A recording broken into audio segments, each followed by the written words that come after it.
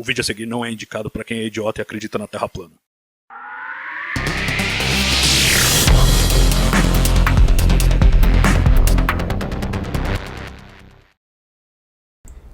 Usando o Very Large Telescope do ESO, o Observatório Europeu do Sul, astrônomos encontraram um conjunto de 6 galáxias enredadas no que parece ser uma teia de gás circundando um buraco negro supermassivo. Detalhe, tudo isso estava acontecendo quando o universo tinha menos de 1 bilhão de anos de idade. O achado remonta às profundezas do cosmos, e no espaço, quanto mais longe se olha, mais antiga é a luz que vemos. No caso em questão, os pesquisadores liderados por Marco Mignoli, do Instituto Nacional para Astrofísica na Itália, investigaram o longínquo quasar SDSS J1030+0524. Graças à espectroscopia, identificaram uma estrutura de larga escala ao redor dele. Um quasar é basicamente o núcleo extremamente ativo de uma galáxia, em que o buraco negro supermassivo central está deglutindo grandes quantidades de matéria. A estrutura filamentar observada ao redor dele é intrigante e pode ajudar a explicar como esses astros ganharam tão rapidamente a massa que têm. No caso, estamos falando de um buraco negro com 1 bilhão de massas solares, muito maior que o da nossa Via Láctea, e com um tempo muito menor para ter crescido, 900 milhões de anos desde o Big Bang. Hoje o universo tem cerca de 13,8 bilhões de anos. A estrutura filamentar tem 300 vezes o tamanho da Via Láctea, com outras 6 galáxias ao redor. Os pesquisadores acreditam que o padrão é ditado pela distribuição da matéria escura e que esses fluxos de gás intergaláctico servem de alimento tanto para o crescimento das galáxias circundantes como do próprio buraco negro supermassivo central. O trabalho foi publicado na Astronomy and Astrophysics. Cássio Barbosa, parece que estamos começando a entender mesmo como é que surgem esses buracos negros supermassivos tão depressa no começo do universo, né? Essa é uma estrutura que os caras estão procurando, até hoje não tinham conseguido observar, talvez por deficiência instrumental, e agora finalmente com o VLT conseguiram fazer essa observação. Parece ser um marco importante na evolução da compreensão desses sistemas, né? Exatamente, Salvador. Essa categoria de buracos negros, os supermassivos, esses que tem nos núcleos das galáxias, não tem ainda uma explicação definitiva ou até mesmo boa, né, o suficiente para explicar o crescimento muito rápido, né? O nosso buraco negro aqui tem 4 milhões de massas solares, mas as estruturas ainda assim já é difícil de explicar. Agora, essas estruturas, esses buracos negros com bilhões de massas solares, realmente ainda não se tem muita ideia, mesmo que fosse choque de galáxias, fusão de buracos negros no passado primitivo, ainda assim não daria tempo para ter, como o M87, né, da imagem lá do buraco negro, que tem 6 bilhões de massas solares. Agora apareceu essa evidência, nessa teia cósmica aí de matéria, que parece estar abastecendo um buraco negro de 1 bilhão de massas solares, mais ou menos, numa época em que o universo também era muito jovem. Bom, para ter acumulado tudo isso de massa em 900 milhões de anos, que é a idade estimada, né, desse buraco negro, de quando, né, foi tirada essa imagem, da época do universo, a idade do universo, só uma rede de abastecimento mesmo muito intensa e eficiente. E aí vem a pergunta, da onde veio, né, essa rede, como montou essa rede assim, no universo tão primitivo. Entra a matéria escura na explicação. Esse é um outro aspecto também. Tem teorias, né, tem hipóteses que falam sobre a influência da matéria escura no começo do universo. O Big Bang tem alguns detalhes que fecham a partir da matéria escura fria. Se fosse quente, ela se espalharia, agitava, né, a matéria, não deixaria a matéria aglutinar e demoraria muito mais para o universo evoluir.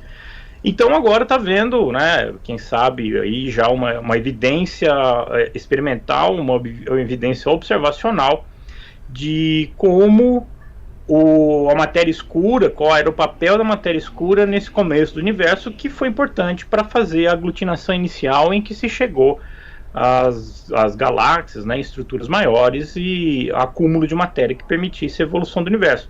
Se fosse essa história de muito quente é a ideia de que a matéria escura estaria agitada termicamente, né, com velocidades turbulentas e tal. Isso impediria a matéria de acumular e o universo seria um grande vazio, um grande oceano de gás sem nenhuma perturbação que pudesse evoluir em estruturas como a galáxia, depois, é claro, estrelas e nós mesmos aqui, né? Então é legal, né? Por dois aspectos. Primeiro, a ideia aí da explicação do buraco negro supermassivo e uma visualização, né, dessa estrutura que se imagina de matéria escura ajudando na formação das primeiras estruturas do universo.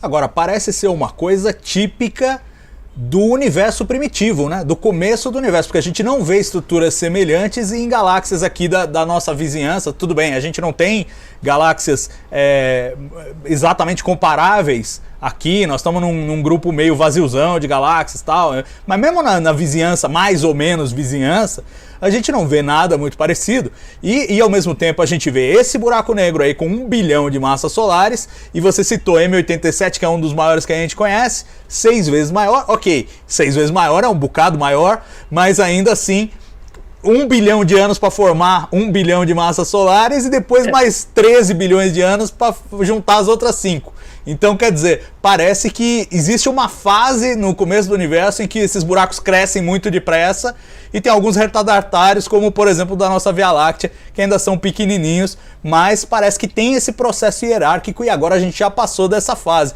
Não é isso que esse resultado sugere um pouco também? Exato. Essa história falando do papel da matéria escura no começo do universo, porque se você olhar com detalhes, tem algumas fases, né, em que alguns processos dominam. Então os processos térmicos aí depois muda para os gravitacionais, onde começa a aglutinação e aonde a matéria escura entra com um papel mais importante na promoção, né, desse crescimento das estruturas. Então, voltando aí a 1 bilhão de anos, a gente está vendo qual era realmente, quer dizer, está confirmando que o papel da matéria escura para dar esse start no acúmulo de matérias era muito importante.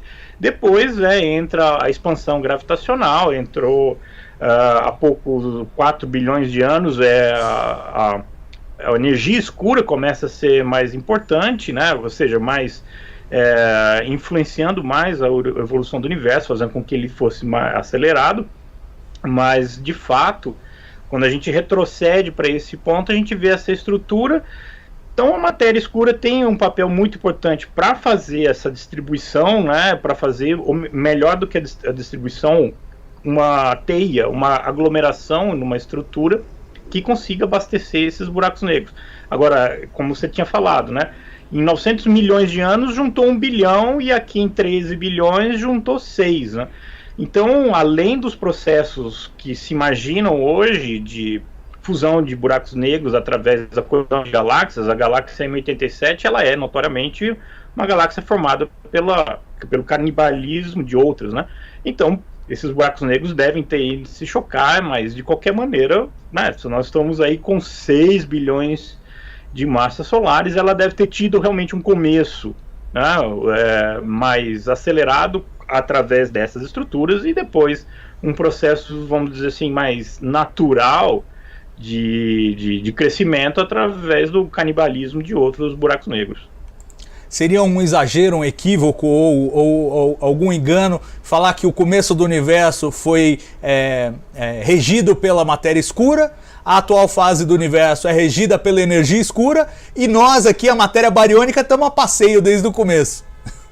É exatamente isso. O começo do universo você tem a era inflacionária, quando o processo de expansão exponencial foi dominante, aí depois disso teve a parte de termodinâmica que é antes disso, que não dava para tudo, era energia, e depois entraram os processos gravitacionais dominados pela matéria escura, até que em algum momento o universo, o processo de expansão, né, natural, de uma expansão, né, violenta aconteceu sem a parte da inflação e 4 bilhões de anos atrás entrou em ação ou se sobrepôs, né, melhor dizendo, ele já estava lá, mas se sobrepôs a essa expansão desacelerada ou uma expansão balística, né, que é aquela explosão inicial, central. Acabamos entrando na era da energia escura. A matéria bariônica, como você falou, essa matéria ordinária que somos nós e tudo que a gente enxerga, 5% se tanto do que está aí fora, então a gente é coadjuvante, papel menor, figurante até nesse filme, e só estamos tentando entender o que aconteceu.